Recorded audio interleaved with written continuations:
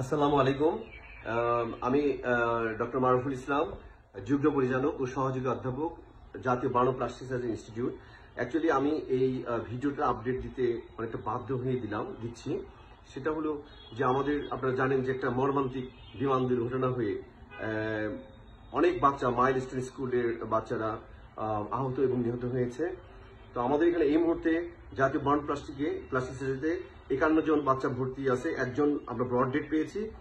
আর অন্যান্য পেশেন্টদের ব্যাপারে অনেকে আছে ইনহেলেশন, মানে ম্যাক্সিমাম আছে ইনহেলেশন ইনজুরি এবং প্রচুর পরিমাণে বার্ন তারা।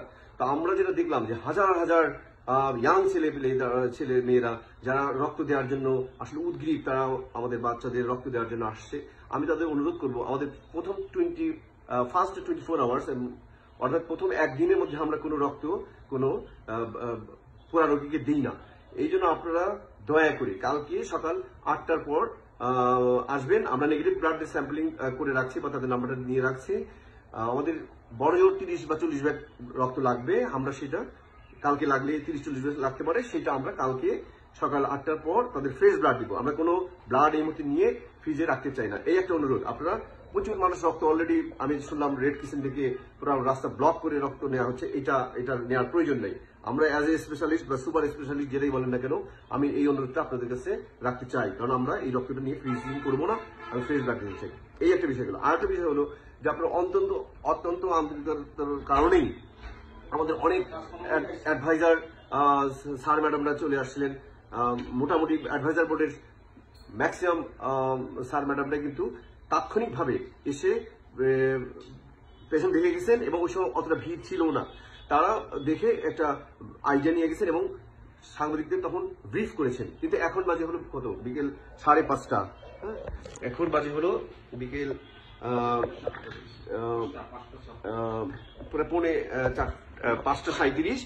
এখন আমরা হাজার হাজার মানে কি এখানে এত বেশি মানুষের ভিড় হয়েছে যে আমাদের ট্রিটমেন্ট দেওয়ার জন্য কিন্তু এটা একটা অনেক কঠিন দিক। এই জন্য আমি অনুরোধ করব, সবিনয় অনুরোধ করব, কোনো রাজনৈতিক নেতৃবৃন্দ বলেন অথবা উচ্চপদস্থ কোনো কর্মকর্তা কর্মচারী বলেন অথবা ছাত্র প্রতিনিধি বলেন অথবা যারা আমাদেরকে অত্যন্ত ভালোবাসেন, এই ভালোবাসার দাবি নিয়েই বলছি, বা বাচ্চাদের প্রতি যারা ভালোবাসা, এই ভালোবাসার দাবি নিয়ে বলছি, আপনারা দয়া করে হসপিটাল থেকে দূর থেকে খোঁজ খবর রাখুন, কিন্তু হসপিটালে আসেন না। তাহলে এটা খুবই মানে ট্রিটমেন্টের জন্য অনেক সমস্যাই হচ্ছে।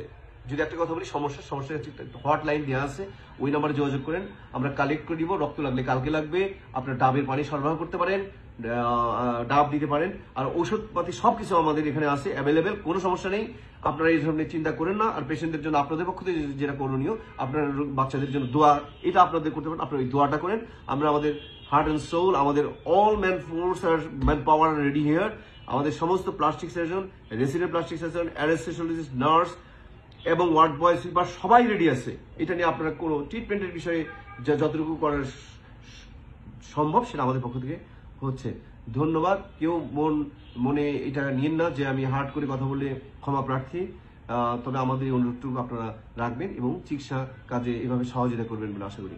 আসসালামু আলাইকুম। ধন্যবাদ সবাইকে।